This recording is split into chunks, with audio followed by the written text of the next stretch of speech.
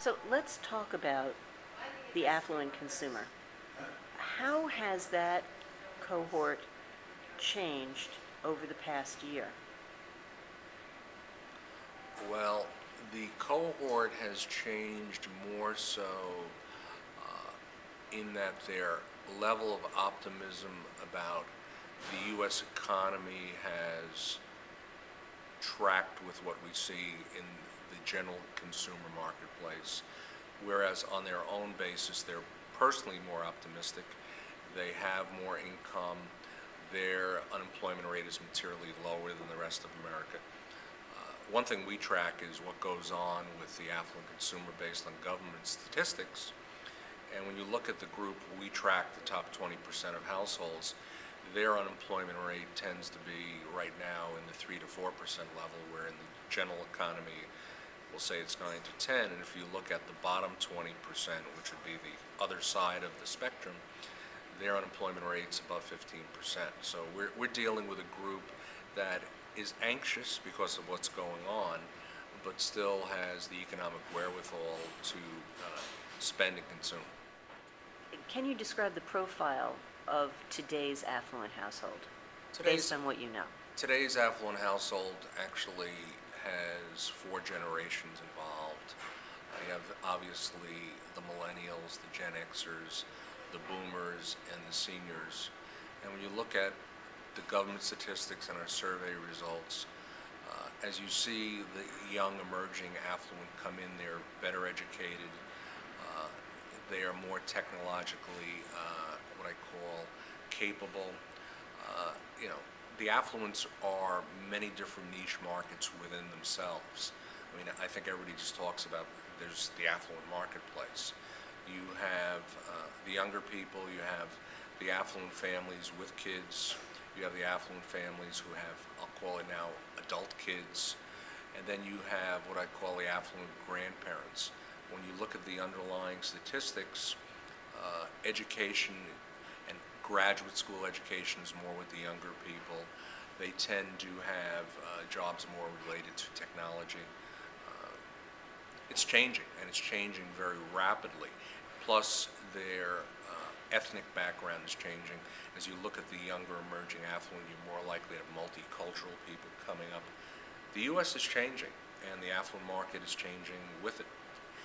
All I will say is, when you think about it, the affluent market tends to be leading the rest of America because they have the time and the money to, I'll say, evolve and experiment. What are, can you give us just a couple of examples of differences of affluent attitudes and purchasing behavior based on generational analysis? Well, if you were to look at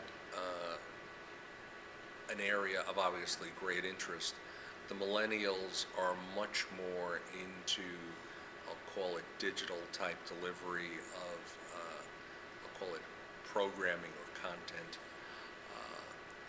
But amazingly, when we look at it, everybody thinks it will be the millennials. Well, the Gen Xers are pretty much as technologically adept as the millennials.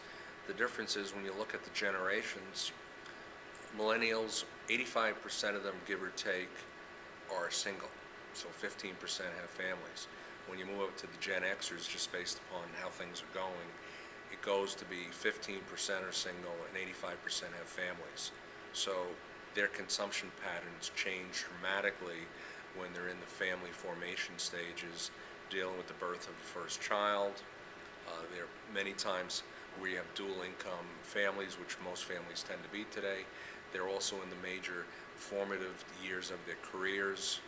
A lot changes, and people are looking at how do you message people by generation rather than necessarily by income. The affluent market has been known to have very time-consuming activities. How do you get compliance with response rates? Well, response rates obviously are an important part of any survey, and since we're now back in the media rating council world where we're clearly demonstrating to our subscribers we're transparent in our processes, procedures, and I'll call it data handling activities, it comes about by very, very, what I call direct response techniques.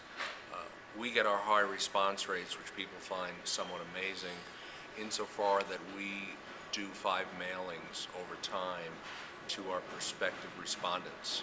So by, what I will say, offering them an incentive, letting them know what we're doing, why we're doing it, offering them the opportunity to go to a website to verify that we are real, we are who we say we are, we basically get very high compliance from our prospective respondents. Is there a plan to move your questionnaire online? Actually, in the history of Mendelssohn, we actually have worked with online versions. We haven't really done it on a widespread basis to date because as we started testing it, not that many people were using it.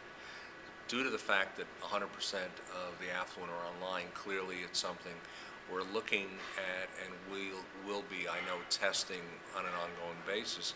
How do we make it easier for our respondents to fill it out when and where they want to fill out the survey?